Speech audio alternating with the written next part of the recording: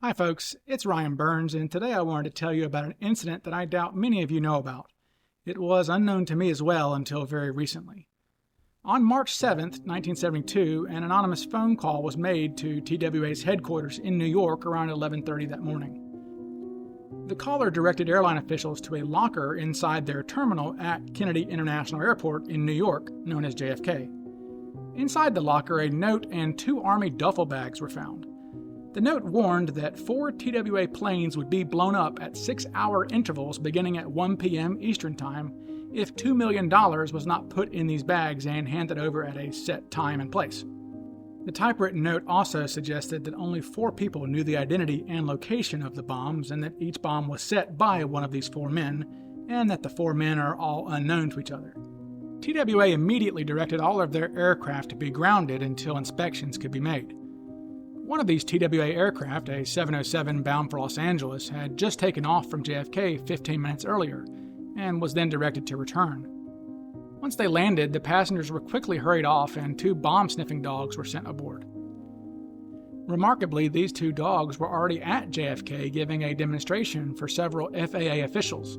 Once they were sent aboard the plane, these dogs located a black briefcase inside the cockpit that had 5 or 6 pounds of C4 explosive. The briefcase was a long rectangular sort that pilots usually carry maps in and were commonplace items in cockpits, which is how it must have avoided detection by the flight crew. When discovered, the bomb only had 12 minutes remaining before it would have detonated at 1 p.m., which is when the note indicated that the first bomb was set to go off. A member of the NYPD bomb squad was thankfully on the scene and rendered the device inert. If you were curious, these hero dogs were a Labrador Retriever named Sally and a German Shepherd named Brandy.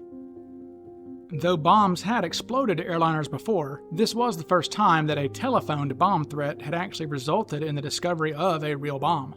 Elsewhere at JFK that afternoon, another 707 was being searched before making a cross-country trip to Las Vegas later that evening. Nothing out of the ordinary was noted during this search, and the aircraft proceeded as usual and landed in Las Vegas without incident.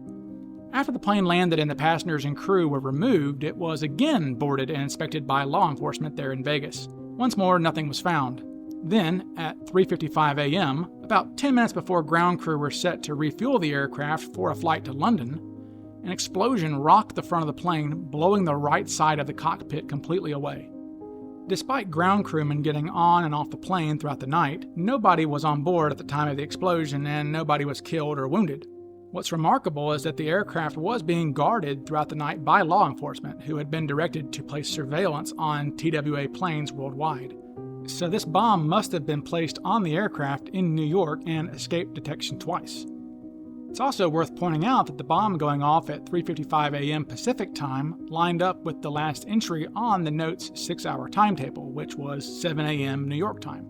So they found the bomb that was set for 1 p.m., and of course the 7 a.m. bomb exploded in Vegas. But what about the bombs that were set to go off at 7 p.m. and 1 a.m.? Did they fail to detonate and were just never discovered until much later? Did they ever exist at all? These are some interesting questions to ponder. So who was this extortionist? The FBI strongly believed that this had to be the work of one or more airline industry employees or former employees. They had to possess significant knowledge of the comings and goings of ground crew and have knowledge of the type of equipment that pilots would notice or not notice, and so forth. A TWA official told the media that the culprit, quote, knows his way around the industry and would have to know a considerable amount about the aircraft. Months later, in September 1972, the FBI released a sketch of a suspect who looks to be wearing a pilot's uniform, indicating that this is how the man gained access to these aircraft. But I guess their sketch didn't help because there were never any arrests made in this case, and it remains unsolved to this very day. This guy kind of looks familiar, doesn't he? I just can't put my finger on it. I don't know.